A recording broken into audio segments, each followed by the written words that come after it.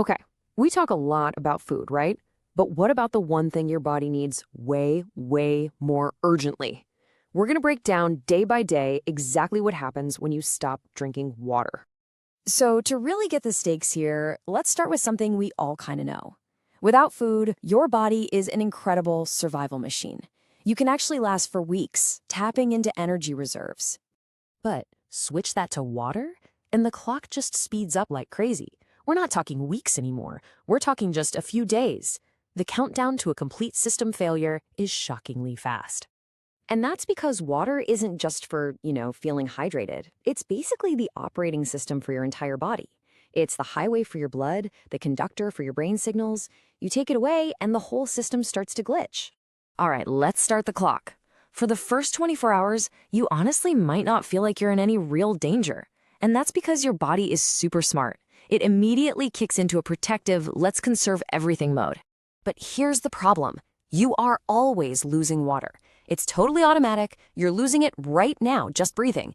Then you add in any amount of sweat and the normal stuff your kidneys do, and suddenly you've got a steady stream going out with absolutely nothing coming back in.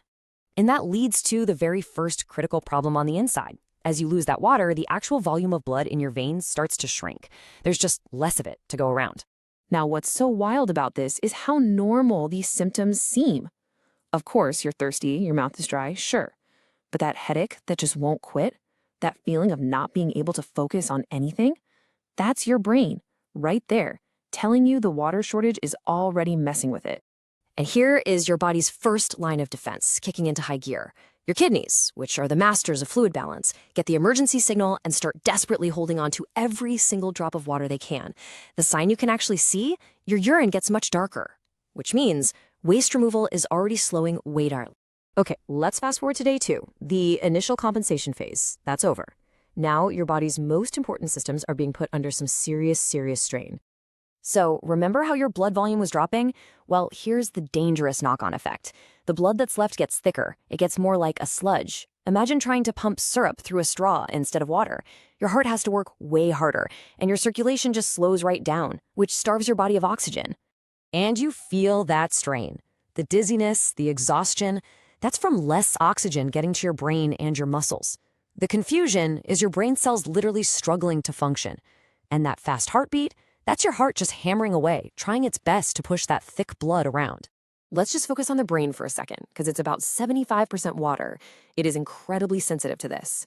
As it literally starts to lose water, its functions get all foggy. Making a simple decision becomes a huge challenge. Clear thought is just gone.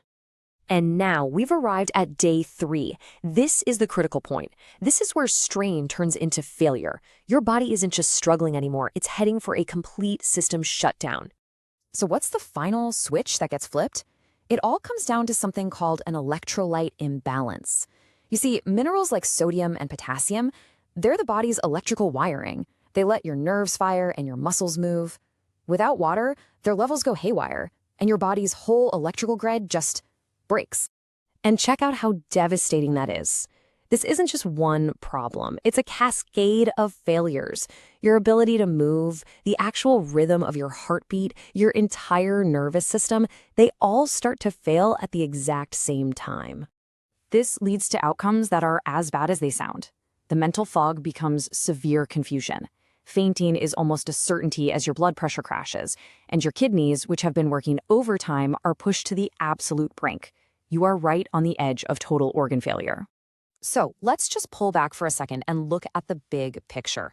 This whole 3-day timeline just hammers home the absolute non-negotiable role that water plays in keeping us alive. I think this quote just says it all, doesn't it? Not having food is a crisis of energy, and your body can manage that for a while, but not having water, that's a crisis of function. The systems themselves just stop working. And that leads to maybe the most important point of all. For energy, you've got backup generators, fat, muscle. But for water, there is no backup plan. There's no alternative. Every single cell in your body needs it. And when it's gone, they just stop.